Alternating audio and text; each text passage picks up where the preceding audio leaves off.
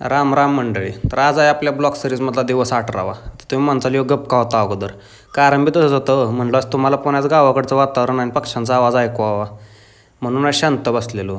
ते काय तिथलं झाल्यानंतर आपण पुढं गेलो. मग आता पुढं शंभू होता. शंभूची गाठभेट घेतली तिथनं. मग आता म्हणलं आता बाद झालं शंभूपाशी, कामं पण करावी ते म्हणून गेलो. गुरांना कुठेही करायची होती, खायला टाकायचं होतं.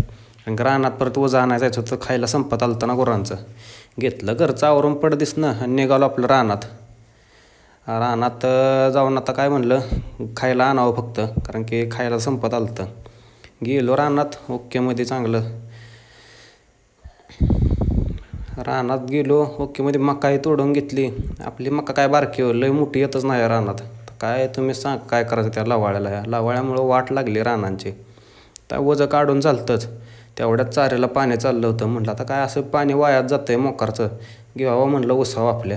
काय मोडलं दारं डायरेक्ट रानात आपल्या ओकेमध्ये. म्हटलं आता भिजतंय भिजवू द्या तोपर्यंत. काय भिजून दिलं.